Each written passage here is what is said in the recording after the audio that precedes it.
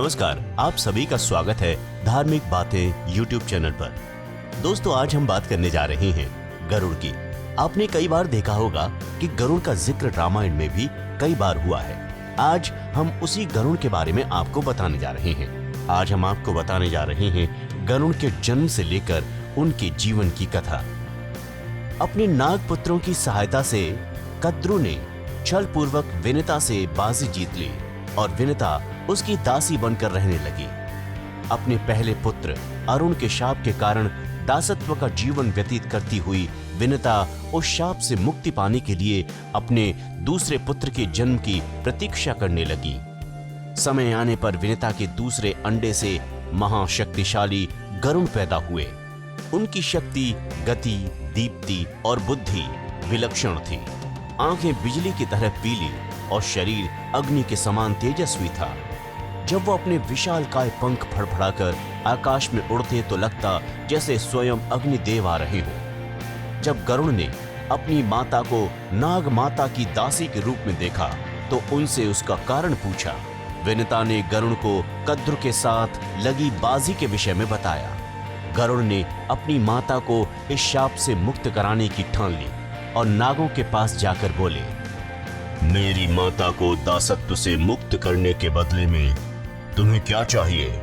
नागों ने बहुत सोच विचार करने के बाद गरुड़ से कहा, हमारी माता के शाप के कारण हम जन्मेजय के यज्ञ कुंड में भस्म हो जाएंगे। इससे हमें बचाने के लिए तुम हमारे लिए देवलोक से अमृत लेकर आओ। अगर तुम देवलोक से अमृत लाने में सफल हो जाएंगे तो तुम्हारी माता दासत्व से मुक्त हो जाएंगी। गरुड़ देव ने नागों की बात मान ली और वो अमृत लेने के लिए स्वर्गलोक की ओर निकल पड़े। इंद्र और अन्य देवताओं को जब इस बात का पता चला कि गरुड़ अमृत लेने के लिए आ रहे हैं तो उन्होंने अमृत की रक्षा करने के लिए गरुड़ का सामना करने का निश्चय किया। परंतु परम प्रतापी गरुड़ के सामने उनकी एक ना चली। गरुड़ ने अपने प्रहारों से इंद्र समेत सभी देवताओं को मूर्छित कर दिया और अमृत तक पहुंच गए। गरुड़ जब अमृत पात्र लेकर आसमान में उड़े जा रहे थे तब भगवान विष्णु ने उन्हें दर्शन दिए और उनको पूछा, हे महाप्रतापी गरुड़, तुमको अमृत पीना है तो इस पात्र से अमृत पी लो। पूरा पात्र लेकर जाने की क्या आवश्यकता है? गरुड़ ने भगवान विष्णु को उत्तर दिया, मुझे यह अमृत स्वयं के लिए नहीं चाहिए, अपितु मेरी माता को शाप से मुक्ति दिलाने के लिए चाहिए। गरुड़ के मन में अमृत के लिए कोई भी लालच न देखकर भगवान विष्णु अत्यंत प्रसन्न हुए और उन्होंने गरुड़ से एक वर मांगने को कहा। गरुड़ ने कहा, भगवान, आप मुझे बिना अमृत पान के ही अमर कर दीजिए और मेरे प्रतिबिंब को अपनी ध्वजा में स्थान दीजिए। भगवान ने तथास्तु कहकर गरुड़ की इच्छा पूरी कर दी। इस पर गरुड़ ने भगवान से कहा, हे भगवान, मैं भी आपको कुछ देना चाहता हूँ। आपकी जो भी इच्छा हो मांग लीजिए। भगवान गरुड़ से बोले, सभी इच्छाएं मुझसे ही शुरू होकर मुझ में ही समाप्त होती हैं। स्वयं लक्ष्मी मेरी धर्मपत्नी है, फिर भी तुम्हारी इस भावना का मैं आदर करता हूँ और चाहता हूँ कि तुम ही मेरे वाहन बनो। गरुड़ भगवान विष्णु को तथास्तु बोलकर उनकी अनुमति लेकर अमृत पात्र के साथ वहां से आगे बढ़े।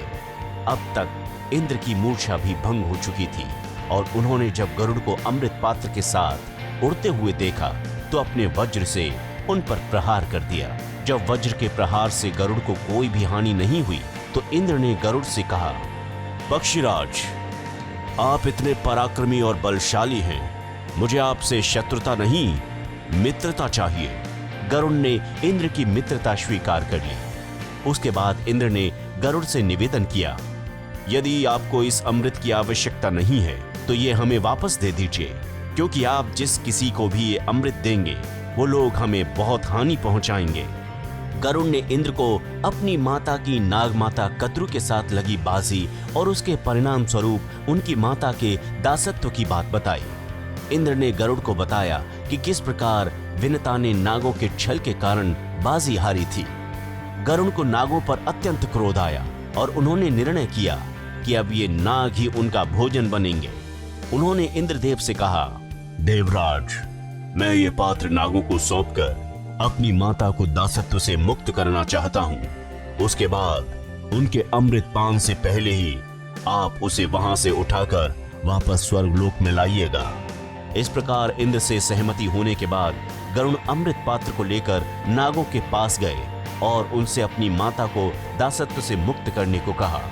नागों ने विनिता को दासत्व से मुक्त कर दिया, लेकिन जब नागों ने अमृत पान करने की सोची तो गरुड़ ने अमृत पात्र को कुशों पर रखते हुए कहा, अमृत तो यहीं रखा है, तुम लोग इसे पीने में जल्दबाजी मत करो।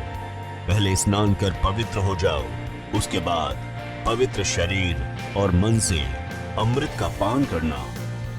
गरुड़ भगवान विष्णु को तथास्तु बोलकर उनकी अनुमति लेकर अमृत पात्र के साथ वहां से आगे बढ़े और नागों को अमृत मिलने से बच गया। तो ये थी कहानी गरुड़ के जन्म से लेकर उनकी माता के दासत्व से मुक्त होने तक की। धार्मिक बातें YouTube चैनल पर आज के लिए बस इतना ही। आपको ये वीडियो कैसा लगा जरूर बताएं कमेंट सेक्शन में। नमस्कार।